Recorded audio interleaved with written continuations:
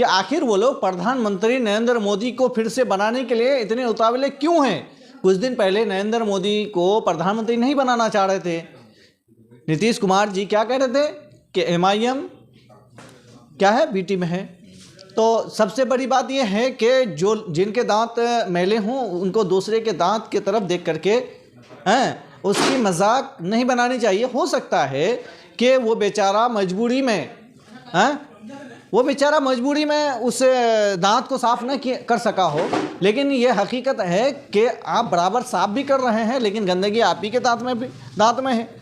अच्छा, एक चीज़ बताऊं कि कुछ दिन पहले जब महागठबंधन यानी INDA मतलब ये जो गठबंधन हो रहा था, तो हमने कहा था कि जो इंसान सबसे पहले निकला इस गठबंधन को बनाने के लिए और उसको न्योता तो बहुत दूर, उसको साइड तो बहुत दूर की बात, उसको न्योता तक नहीं दिया गया, उसको बुलाया तक नहीं गया। यानी कहीं ना कहीं नीतीश जी के दिल में खोट है और कहीं ना कहीं ये भाजपा को फ़ायदा पहुंचाने के लिए तमाम रणनीति अपना रहे हैं। आपको ऑन कैमरा नहीं बल्कि ऑफ कैमरा हमने आपको बताया था कि नीतीश जी चाहे इलेक्शन से पहले हो या इलेक्शन के बाद हो वो भाजपा में जाएंगे। इसलिए भाजपा में जाएंगे कि नीतीश जी को, मोदी जी को फिर से प्रधानमंत्री बनवाना है। और ताज्जुब की बात यह भी है कि हमारे जो लोग हैं, यानी जो लोग हमेशा भाजपा को कोसते रहे हैं लेकिन भाजपा के साथ ही हमेशा रहे हैं।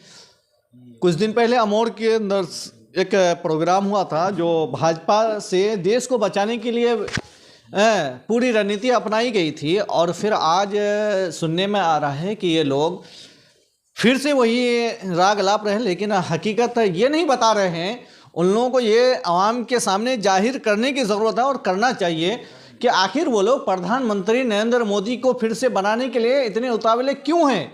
कुछ दिन पहले नरेंद्र मोदी को प्रधानमंत्री नहीं बनाना चाह रहे थे। नीतीश कुमार जी क्या कह रहे थे कि MIM क्या है, बी टीम है। तो सबसे बड़ी बात यह है कि जो जिनके दांत मैले हों उनको दूसरे के दांत की तरफ देख करके उसकी मजाक नहीं बनानी चाहिए। हो सकता है कि वो बेचारा मजबूरी में उस दांत को साफ न कर सका हो, लेकिन ये हकीकत है कि आप बराबर साफ भी कर रहे हैं लेकिन गंदगी आप ही के दांत में है। अच्छा, तेजस्वी यादव ने मतलब आपके MIM पार्टी से 4 सीट खरीद ली। हालांकि नीतीश कुमार भी अपनी पार्टी में रख सकते थे, खरीद सकते थे, लेकिन तेजस्वी यादव ने खरीदा। इसको लेके क्या कहेंगे?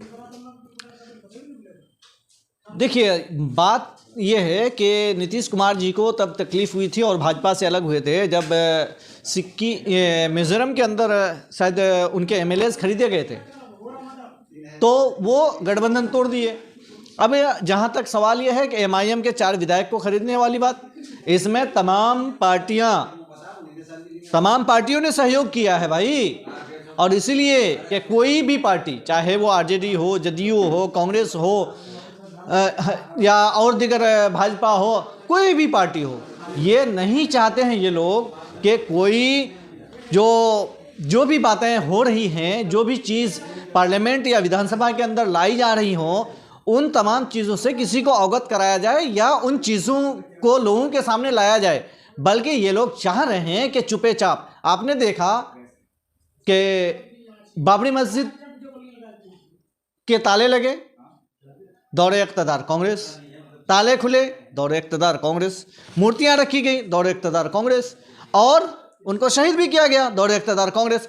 अब सवाल ये उठता है कि हम जिस कुर्सी पर बैठे हुए हैं, हम जब तक नहीं उठेंगे इस कुर्सी के ऊपर कोई बैठ सकता है क्या? अगर वो बाबरी मस्जिद उस कांग्रेस के दौरे इक़्तिदार में शहीद न की गई होती तो आज वहाँ पर कोई दूसरा प्रश्न, सवाल ही नहीं उठता कि कोई भी जज उसके ऊपर फैसला देते उस तरह से। लेकिन ये मसला ये भी है कि नीतीश जी जब गुजरात के अंदर मामला हुआ था तो उस वक्त नीतीश जी क्या थे, लोग हमारे यहाँ के लोगों को ये जानकारी होनी चाहिए कि नीतीश जी उस वक्त रेल मंत्री हुआ करते थे। और किसके रेल मंत्री हुआ करते थे? किस गठबंधन के? वो भाजपा गठबंधन के रेल मंत्री हुआ करते थे। नीतीश जी वहाँ पर यानी जो फसादात हुए और जो मालेगांव का मामला ट्रेन वाला हुआ, उसकी इंक्वायरी तक नहीं कराने के लिए कराए। अब आप और हम अगर सोचते हैं कि नीतीश जी या कांग्रेस या आरजेडी या और भाजपा या कोई भी पार्टी